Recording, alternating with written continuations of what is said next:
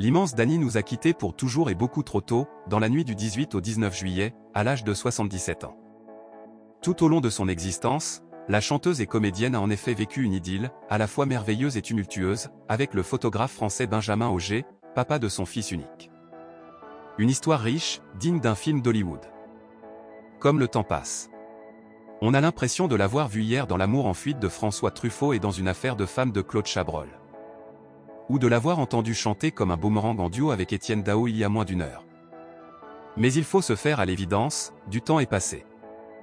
Dany est morte, dans la nuit du 18 au 19 juillet, a confirmé son producteur à nos confrères de RTL. Une vie pour un grand amour, volcanique, avec le photographe Benjamin Auger, le père de ses deux fils. Retour sur cette histoire d'amour turbulente. Un amour total, fou, l'amour d'une vie. C'est ce qu'a vécu la chanteuse et comédienne avec celui qui aura marqué à jamais son parcours, de femme et d'artiste. Le photographe Benjamin Auger qui travaillait pour la revue Salut les copains était déjà en couple et père d'un garçon quand il a rencontré Dany. Le coup de foudre fut réciproque et immédiat pour les deux amants.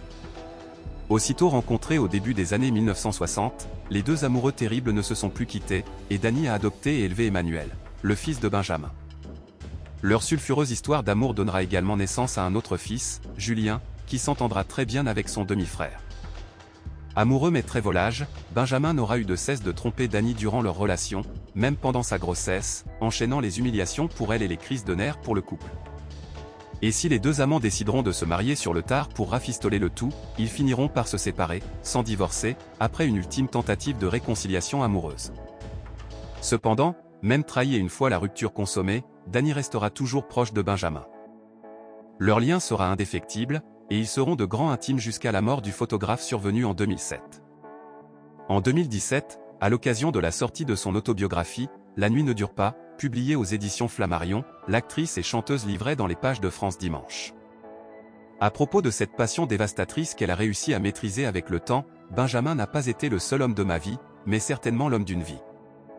On a vécu une histoire passionnelle qu'on a su faire évoluer sans tricherie, sans mensonge. Puis, l'artiste se livrait totalement, encore plus intime. Au-delà de l'amour physique, nous étions des amis, admiratifs l'un de l'autre. Benjamin, c'était mon amant, mon mari, mais surtout, mon ami. Quand il est parti, je lui ai tenu la main. La même année, toujours pour la promotion de son autobiographie, Dany s'était également confié dans nos pages, déclarant dans le magazine Gala à propos de sa rencontre avec l'homme de sa vie. À peine 6 mois après son arrivée à Paris, en 1963, je l'ai rencontré par hasard dans la rue. Il m'a regardé et dit « Tu vas bien ?» comme si on se connaissait depuis toujours.